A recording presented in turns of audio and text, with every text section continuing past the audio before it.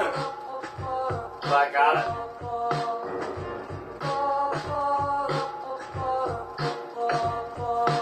Run with the wind, don't run with scissors. Don't fuck with the sin. Here comes the blizzard, here comes the snow, here comes the shivers. Don't be afraid, said no one ever. Still runs the river when you're in deep thought. The city won't sleep until this creek's caught, leaving cryptic clues written in code.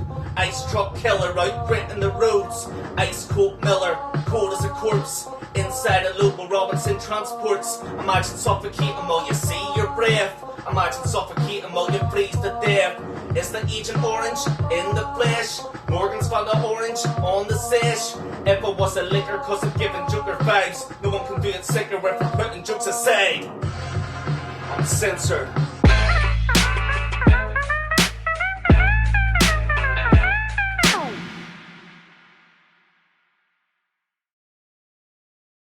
What's happening? It's the JSIN, Satan's evil twin, J-Sin, and finally, The Rock has come back to the Uncensored Podcast. Aye, so anyway, coming up on the show, we've got an interview with local Belfast MC Jack0. Jack0's going to tell us a little bit about the music he's got coming out in 2021. We're also going to get a chat about his story. Jack0 had a hard life growing up with spina bifida, and he's used Irish hip-hop as a way of venting what he's went through. He wants to be an inspiration to people that have been in a similar struggle as him, in the same boat. And he's going to tell us about that there shortly. But before that there, we're going to get into our Track of the Month segment. What is Track of the Month if you're a new listener? Track of the Month is when we highlight one of the tunes from the Irish hip-hop scene, give it a little blast and fucking get the head nodding. So this month's Track of the Month is Ricky P and Big Man Davey, Bad to the Core.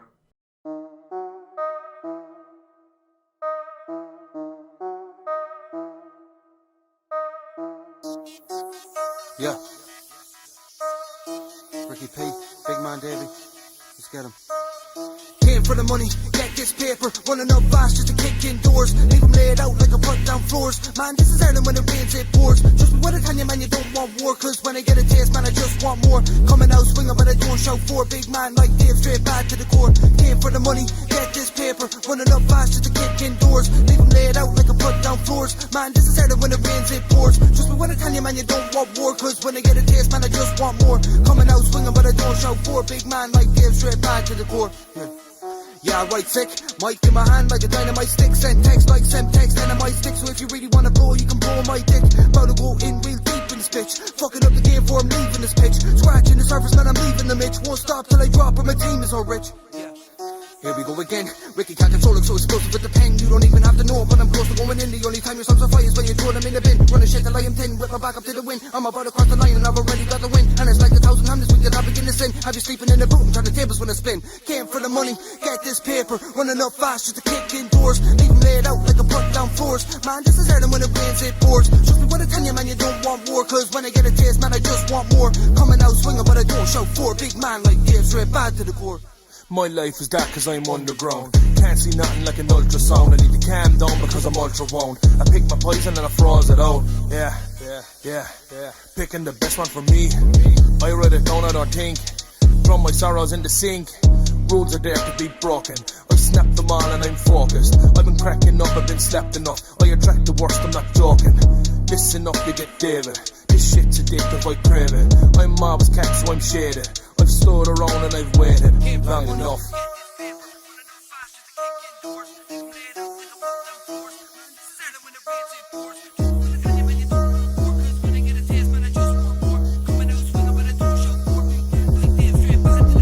Came for the money, get this paper, running up fast just to kick indoors. Leave them laid out like a put down floors. Man, this is Ireland when it rains, it pours. Just when I tell you, man, you don't want war. Cause when I get a taste, man, I just want more. Coming out swinging, but I don't shout for. Big man like Dave, straight back to the core.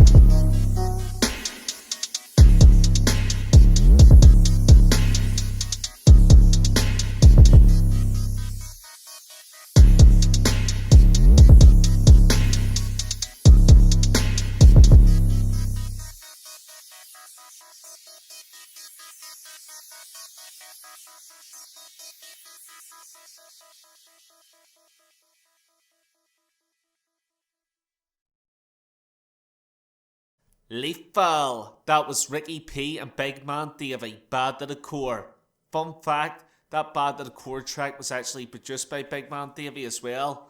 Fucking sick tune, lads, sick tune. If anybody else is wanting to get involved in the Track of the Month segments, check in the description below for my email address. Just fire us over your music and fire us over some sort of image, whether it's artwork or a picture or whatever, and I'll do my best to get you on. But this interview coming up's actually been taken from the fall. It was about November, December time. Me and Jack0 recorded this here, and it's just been fucking madness. Pit stop after pit stop. I've been working on the house a lot, and then every time I've got the computer back up and running again, something else was happening. My family sort of run into a lot of shit with that coronavirus. Everyone's well now, but I would just like to emphasise, I know everybody's fucking fed up with it at this point, but just stay safe and look after yourselves, folks.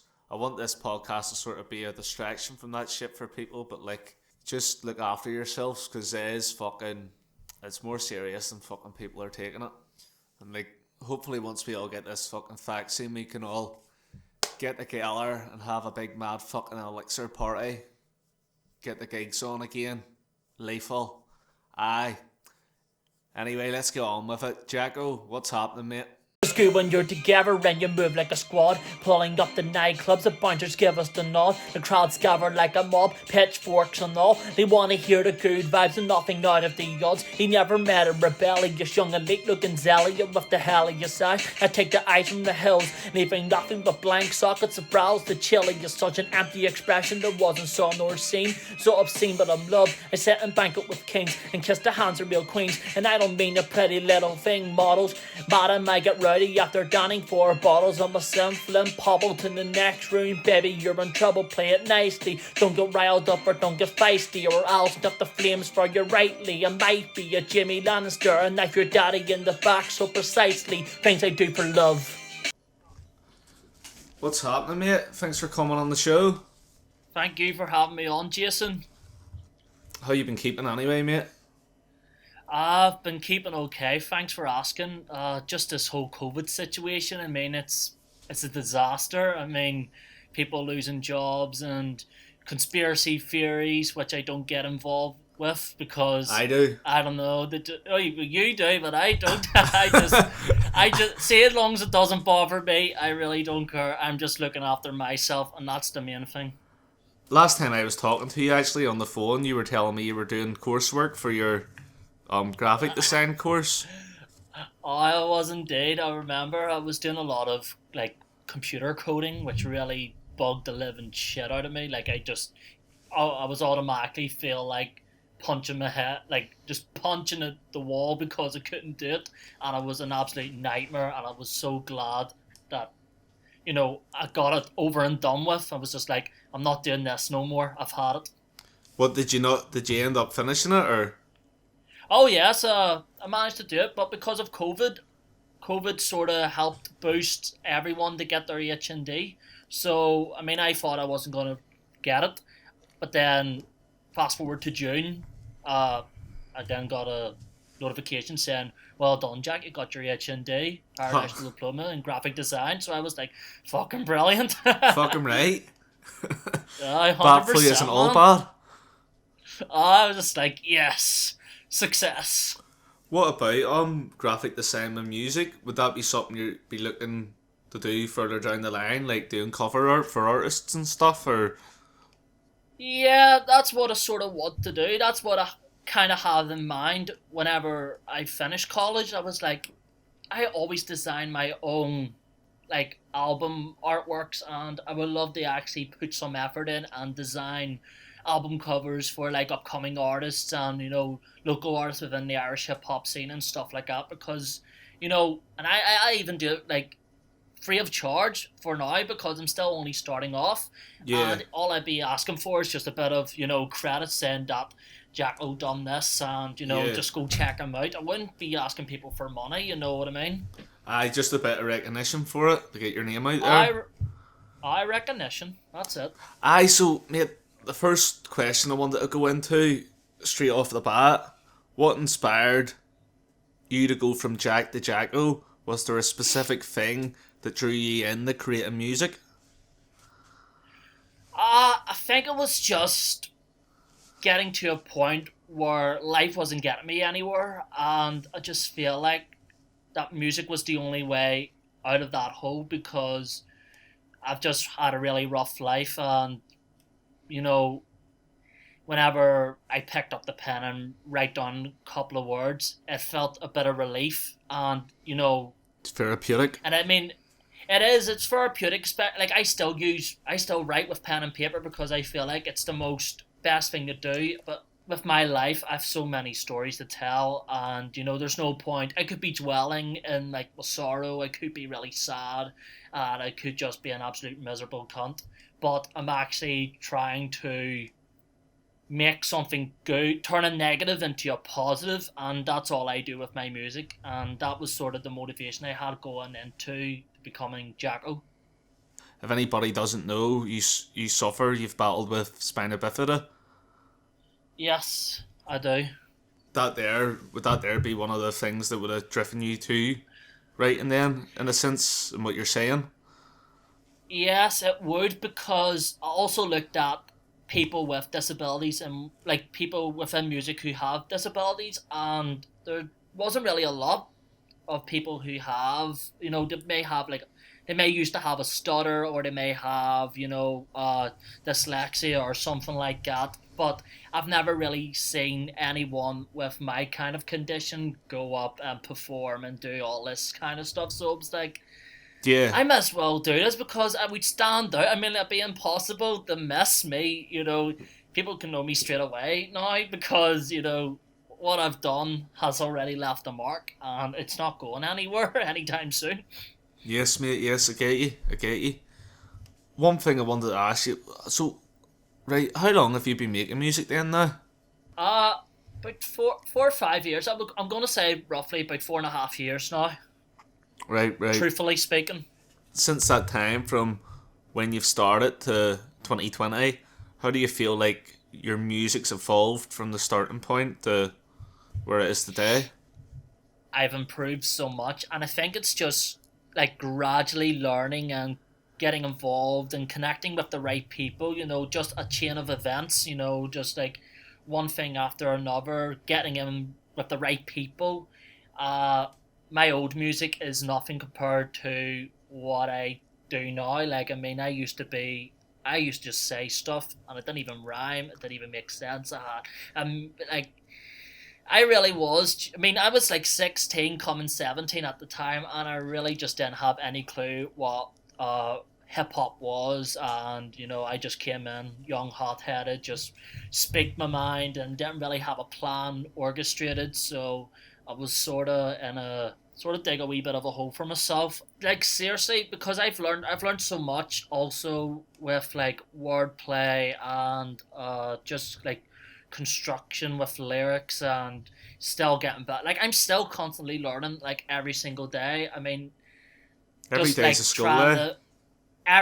Every day pretty much. I will, trying to get better at my punchlines, trying to get better at freestyling, trying to get better at, because there's no one's perfect at the beginning. You have to start somewhere. I may be good at writing and stuff like that, but To me, like, you're never a finished project, oh yeah, Nobody is. Like, you just want to constantly keep improving and keep getting better. If anything in life, whatever your passion is, whether it's work or what, if you're going to spend putting so much hours into something a day, you want to master your craft. And same thing with rap. You could be Busta Rhymes spitting 100-mile rhymes in a second, but still wanting to find ways to improve your techniques.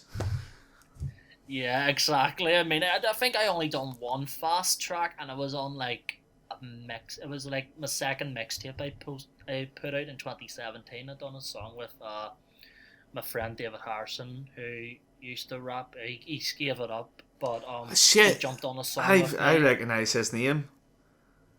I think he lived I think he lived where I live in Ballyclare for a period. He did. Aye, man. I've met him. I bumped into him in the Sporties. He was spitting bars to me. I sort of hooked up with him. He sort of reached out to me, and he sort of got me into, like, he sort of set the foundation of, like, trying to rap better, and he taught me a couple of things that I've took with me to where I am now. He sort of told me to just say what you want to say and just hold nothing back. Just fuck it. Your latest project was a self-titled EP. Yes, Jack0. it was indeed. So yep, just Jack0. What was your mindset going into making the EP? Well, the year before, my Auntie Christine passed away, and sorry to hear that, there mate. was a time, like, proper devastated my whole family, and especially me, because I was, like, the last family member to ever see my Auntie Christine alive. And I mean, she had lung cancer, and it was really hard. Even it's still hard to get over. She's nearly 3 years gone now, but at the time I was doing my A-levels, and school was just being an absolute dick towards me. Like, I mean, I didn't cry over my Auntie Christine's death. I didn't, because I knew fine rightly, if she caught me crying or anybody crying, she would have kicked you up the backside. She was just like, stop crying, just get up, go do it. But see, when I was in school, so no one really came to me to say, "Are you okay, Jack? Are you are you fine? How are you feeling?" And whenever I had the majority of my school on Facebook, none really came to speak to me. And I'm a very charismatic person. I would, if someone I don't even know, if their family member passed away, I would be totally, I'd be sympathetic to them. But I just felt like no one was sympathetic to me except maybe 3 of my closest friends in school, and that was it. So I just sort of felt like everyone's just being stuck up pricks, and that sort of angered me, and I started listening to, like, aggressive music, and my friend Reese got me into, like, metal and rock music, and that sort of gave me a bit of a boost in, like, anger, like, sort of angry music sort of helped me boost my confidence and feel good about myself, because sometimes you just need that angry music to, and then whenever I graduated school, that's whenever I finally bursted out and cried, and I was like, you know what, I'm just going to do a wee project here, and I just called it Jack0, and I wrote 5 tracks to it. None were dedicated to my Auntie Christine, but it was most were aimed towards just people in school, and just people who viewed me in general, pretty much. Yeah, it came from a place of anger. It did, and I mean, it's not all, like... I get it, like, my second project was called Anger Management, so I think it's healthy. It's healthy to, you could go out and you could be pissed off at the world and go out and fucking punch and kick every cunt that you fucking hate, or you could put it in that anger in a constructive way and make something creative out of it. It was a fantastic relief. I mean, afterwards I felt like that was it over, and I felt like just burying the nail in the coffin and just say, you know what, justice is served. From now on, I just want people, to say, don't judge me. Just you do your thing, I do my thing. You breathe your air, I breathe my air. You've got your own life, I've got my own life, and that's that. You do whatever you want, but just, you're gonna do you. Don't. Yeah, you do you and I do me, pretty much. Yeah, I get you, man. I get you. Yeah. I noticed too, like, in the song Sicko, yeah, there was a lot of that anger coming out. Yeah, that was. I name dropped a few people, and sort of I had a wee couple of subliminals, but sneaky mentions in it. Yeah. I called out one of the boys in my class from school who really just he really it's hard to explain. He was a cunt. Like he just kept criticizing me. He kept on comparing me to another rapper because Jordan Atunji was in my class, or not my class. He was a year above me, and at the same time Jordan Atunji's a great guy. Like, don't get me wrong, but me and him were cool. But at the time, Ben kept on saying us. He was just like, Jordan's doing radio, Jack. He's doing this, he's doing that, and what are you doing with yourself? Like, he really just made me feel like pure shit. And I was just like to myself, I'll be on radio. Don't worry. I knew everything he said I couldn't do, I done. I've been on Blast 106 twice. Like, I mean, I've sort of proved him wrong, and that's why I just tell people, don't judge me ever again, because I'll just prove yous wrong. Yeah, I know what you mean. It's like having a fucking point to prove against dickheads. I noticed too, like, even at the start of that Glitch song, where in the intro they're like, oh, there's that fucking header Jack0, let's see what he's at now. Like, that would be sort of the mindsets you'd be fucking sort of trying to combat. That's what people always used to say every time I uploaded a video or I uploaded a track on Facebook on my page or my actual Facebook profile. That's normally what people would say. They would be like, oh fuck, Jack0's posted a new song, and just like, oh, wonder what it's about this time, and just being patronising assholes. I pretty much.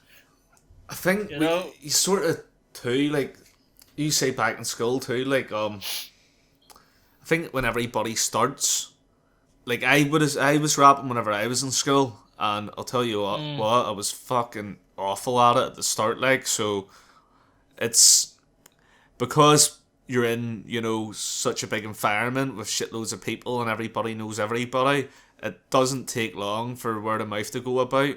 And like, say you're only fucking starting out, man, David Beckham wasn't scoring fucking hat-tricks in his first football match.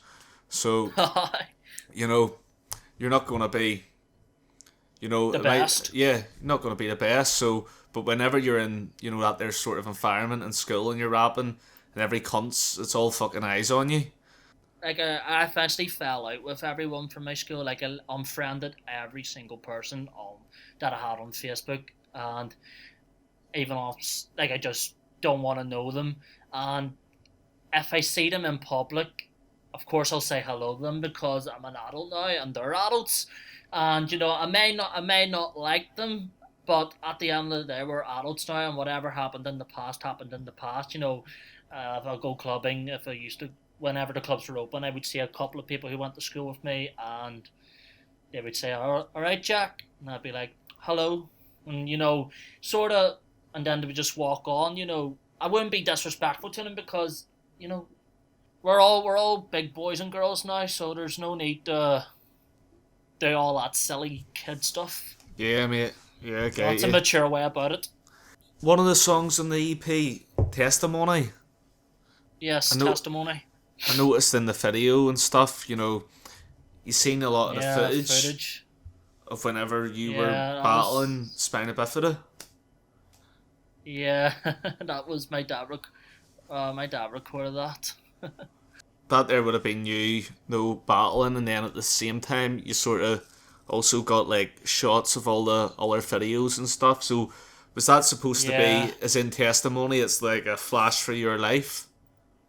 Yes, that's pretty much what it was about. I sort of said it was like a statement of like a testimony to everything I've done over the 4.5 years I've done music, and that's the way I wanted it to go. I just wanted to have like all the music videos I've done. You can see the difference in the clips of, you see how much of a baby face I have, and you can tell which is new footage and which is old footage.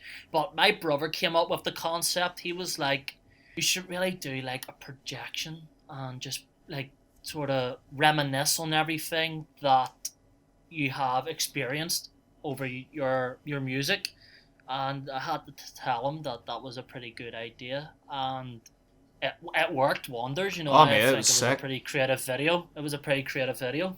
It was sick. It was sick, and I think your brother helped you. Yeah. He helped you fulfill your vision. You know, of wanting to, dealt with a shit hand, battling spina bifida. Yeah, shows your earliest rap music video to your latest one, to what you've been doing on Glitch. On the same project. Yeah. It's like a wee time. It's like a time capsule. That's it. It's gonna be. I'm gonna remember it for like years to come. Even I'll look back on it and even still be proud of like the accomplishment I done back then. Yeah, you could do a part 2 once you've done another 4 years. I no testimony volume 2. Yeah. Fuck me, imagine that. But as you say, your brother was shooting the music video for you, so has he been Yes. he's been a big help then? He has, like, my brother's been there since day one, since beginning, and would just pretty much go together. He always had the video. He was always into films and cinematography and all that stuff. So he sort of branched off.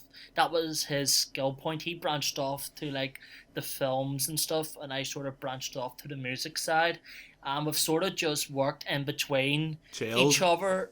Yeah, like we just go together. He shot a couple of films and entered competitions, and I done a soundtrack for one of his short films he done that was played at Film Devar like 2 years ago. That's awesome. At an event that happened, like a local film event at the Black Box in Belfast, and it was sort of like a premiere of a new song I'd done, which was called Better Days, featuring Johnny Brooks, and it was good. Like, but me and Thomas are really close. Like, I mean, people think we're cousins or something. I'm like, no, that's my brother. That's my bro. That's the from broski. day one. Like, that's my bro. Like, we just go together. Like anything, we just work off each other, and that's it. And it's good to see Thomas willing to bring my vision to life, and it stresses him out because he has to. He doesn't have to do all this stuff, but but I ask him and I pay him nicely, and he goes and does it for me. The editing and for Glitch, that was probably his most difficult video to work on. It took forever to do the majority of those special effects. Like, it really drove him up the wall. I mean, you seen the effects in Glitch? Man, me it's popping an awesome out of like video. left, right, center.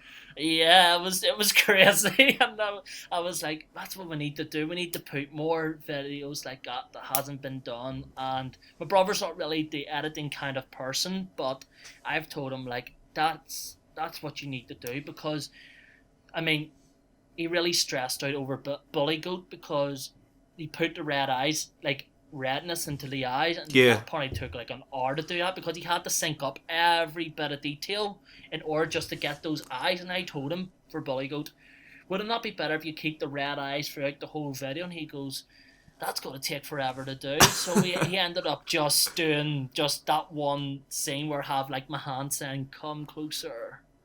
I was getting a tattoo at Joker, and we both have a mutual friend there, Roscoe Sauce. Aye, Roscoe. he was telling me about your brother shooting footage for them, for an advertisement in Joker. Small world. It is a small world. I mean, and I've only met Roscoe like twice. One down in Skank FM, and the other time was just out in the street somewhere. Yeah, just bumped heads. Aye. No. I've bumped heads with multiple artists in the streets. Aye, mate, it's always the way. I was going to say, but obviously, if there's any businesses or any artists that are looking music videos or anything, has your brother got like a production thing on Facebook or like a He does. contact? It's called TMM Productions, and I wish more artists would go to him because he actually is brilliant and he'll give you a fair deal, and because he wants to get into sort of music videos instead of shooting for me. And I think it'd be really good for him because, at the end of the day, I want him to do some more music videos himself instead of, cause I'm pretty sure he's getting fed up looking at me. But yeah, definitely, he has a Facebook page, TMM Productions, so and he also has a YouTube channel, so, definitely go give his page a like, and if you're on YouTube passing by, just, give him a subscribe. And Yeah, so we were just talking about the Testimony song, so... Yep. And obviously we were saying about you battling spina bifida and that. You had a documentary on the YouTube channel, No Telling Your Story, and you've for spina bifida. You done the documentary telling your story and stuff, and you were telling me as well that you might be starting some charity work here. No. Oh yes, with Shine Charity. Can you tell us about what Shine does and what you might be doing with them?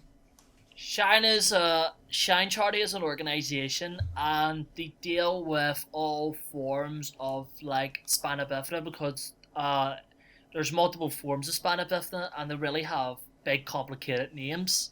But Shine organisation helps kids and adults alike if they're struggling with, if they need questions, if they need support, help, if it's just with anything, even acquiring mobility stuff, if a person's wanting to drive and they may need support or guidance on how to do it, and even with just basic life stuff, Shine's there. And one of the girls, Jacqueline, I believe, contacted me over my documentary, and the staff of Shine were really inspired by me, and they said they would love to work with me, and somewhere down the line, and we sort of talked a wee bit about me maybe doing a poetry writing session class with other kids in Belfast, Northern Ireland, or whoever would come and do a wee workshop together and teach kids with disabilities and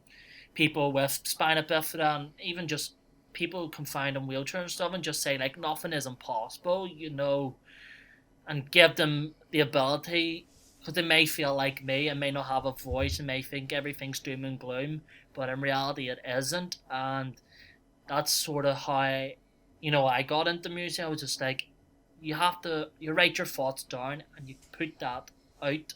You feel relieved at the end of the day. And that's sort of what I be thinking of doing with Shine. So we're sort of in the talks with it at the moment. Yeah, man, that'd be great if you are able to do that, because it's using your journey to, bring other people up that are going through knowing... The same thing, maybe, possibly. Yeah, I've been in the same... Yeah, something I wanted to ask you about the EP again was, what was your most memorable moment making the project? The most memorable moment of the project would probably be the recording sessions of it, because I fumbled so many times. I recorded the EP in Cloud9 Studios, Belfast, with Graham. Yeah.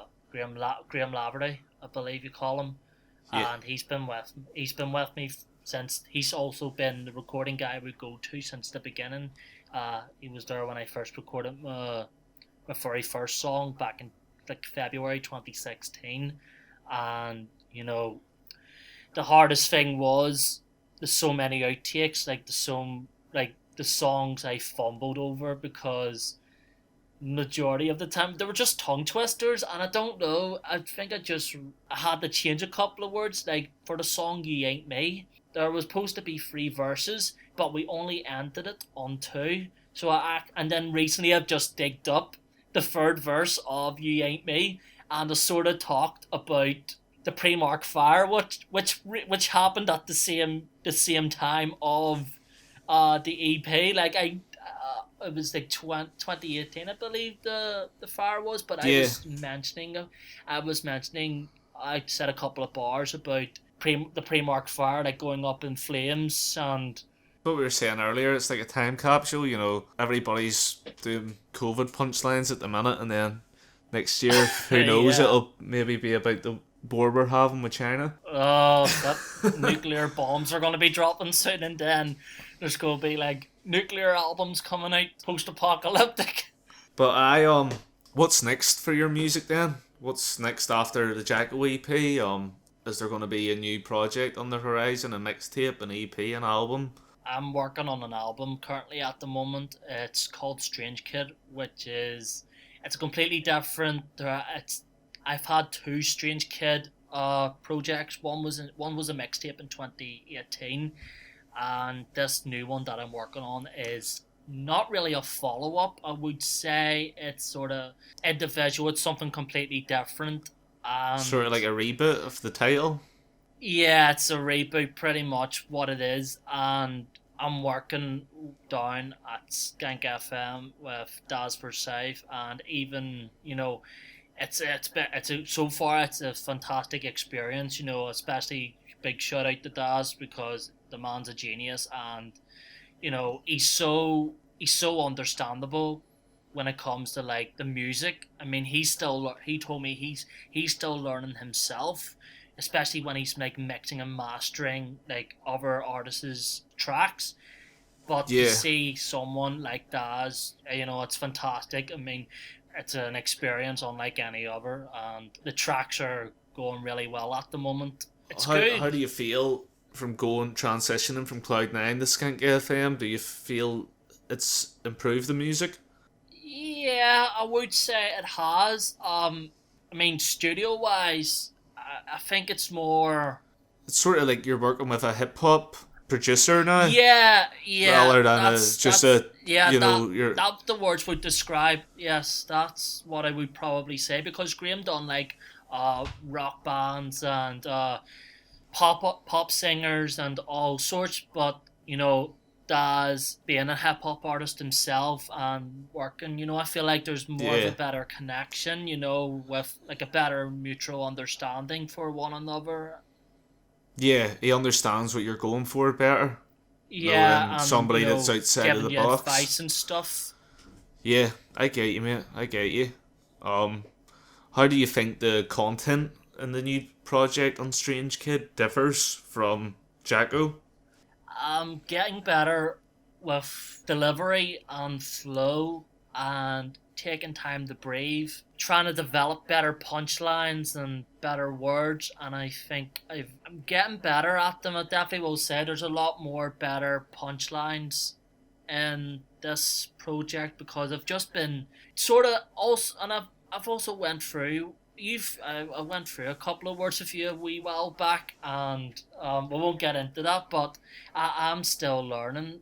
But I think it will perk up a couple of years, because I don't know, I just feel like there's going to be a few years perked up, because the topics I'm going to be talking about is just a variety of like people, bullies, photographers, models, just anyone who are so stuck up with themselves, and they think they're so perfect, and they think life's brilliant and fantastic for them, and then they get all upset and stuff, and I'm like, don't ever tell me your life has been horrible, because you've never been through what I've been through. So this whole album is technically like, it's another statement. It's sort of me sticking out like a sore thumb, telling people that you've had it easy, although you may say you've had a hard life. Okay, fair enough. If you do have a hard life, fair enough, I believe you.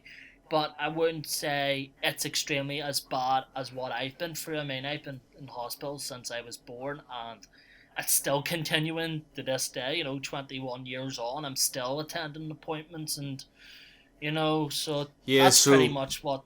Have you seen Robot? Have you seen Robot Chicken?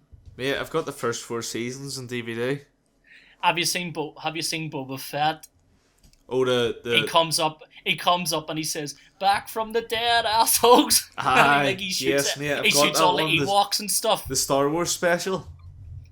Aye, where he shoots all the Ewoks and stuff. Aye, mate. That's literally me coming back. That's the way I have it pictured in my mind, just like back from the dead, assholes. Belter. It's like, you never know what's expected. Like the whole album's just gonna be a lot of like ups and downs and lefts and right. Like it's strange. Like that. It's in the title. Like the tracks are just gonna be absolutely so different from like one another. Like, they're still gonna speak volumes in my mind. Yeah, mate. Absolutely. Yeah. So Strange Kid 2021. You want to do any? Yep. You want to do any shout outs, mate?